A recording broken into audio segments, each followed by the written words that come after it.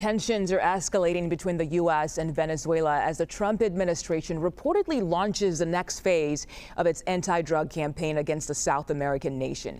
CBS News has learned the U.S. is ramping up pressure on President Nicolas Maduro by labeling Maduro-linked cartel a terrorist organization. This comes amid the largest buildup of American naval forces in the Caribbean in more than 60 years. It also follows months of deadly strikes on alleged drug smuggling boats. The anti-drug campaign is raising concerns from many Americans. A new CBS News poll shows 70% are against the U.S. taking military action in Venezuela. 76% say President Trump has not clearly explained why the U.S. needs to take action, and they want to see proof that the boats under attack are in fact bringing drugs into the U.S. Now, central to the U.S. strategy is a buildup of forces at the U.S. base in Puerto Rico, the naval base there. CBS News senior national security correspondent Charlie D'Agata is there with more. We're at the Roosevelt Roads Naval Station, and behind me you can hear and probably see a V-22 Osprey tilt rotor aircraft. It's one of several that we've seen landing and taking off here at Roosevelt Roads. And why the most senior uniformed member of the military visited here, the Joint Chief of Staff, Daniel Kane, Raising Kane, to meet here with troops and then also go to a ship, as we understand it. But this is also the base where we see the F-35 fighters. Over the weekend, we also learned that B-52 bombers were skirting along the coast of Venezuela and conducting exercises there. We know that the F-35s have been active. The F-18, squadrons of F-18s on the Gerald R. Ford aircraft carrier. There are at least 8 or 9 destroyers in the region, and this is the highest intensity or capacity concentration of U.S. warships, unprecedented, certainly for decades. About a third of all deployed U.S. battleships are in the seas off the coast here in Puerto Rico. In addition to that, there are covert operations underway, too. We know from President Trump that there are CIA operatives operating inside Venezuela. We also learned that they're thinking of a plan to maybe drop leaflets into Venezuela to put more pressure on Venezuelan President Nicolas Maduro. So what we're seeing is a multi-pronged approach with this huge U.S. military buildup, covert operations along with the overt operations, all to apply pressure on Nicolas Maduro. Back to you.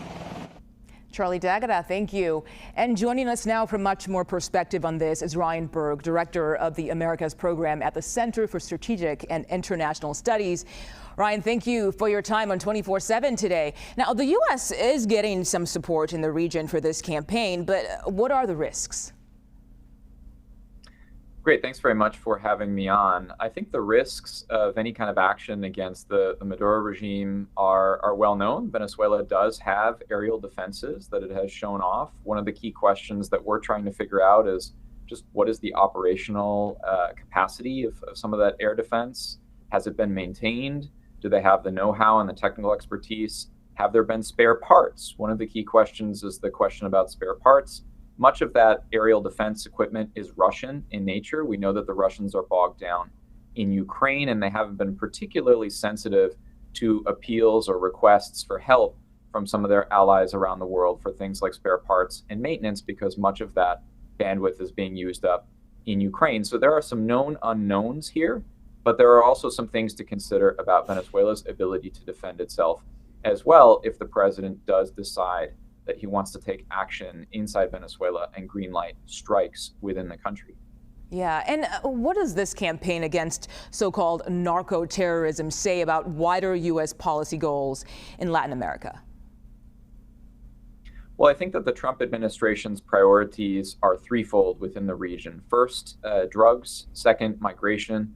And third, China. The focus on Venezuela has been so intense thus far, I think, because we see an intersection of all of those priorities squarely in Venezuela. If you look at the country where those three priority issues intersect most obviously and most significantly, it's Venezuela. So I think that's been the reason for the very intense focus on Venezuela in the early goings of this administration. And the nexus between Venezuela and some of these criminal organizations and the things that they do. It's not just illicit drug trafficking, it's human trafficking, it's illicit gold mining. These things haven't occupied the rhetoric as much as the drug trafficking components for the Trump administration, but they're there, and they're part of what is driving this really intense focus and military buildup against the Maduro regime in Venezuela. Okay, Ryan Berg, thank you so much for joining us today. We appreciate your insight.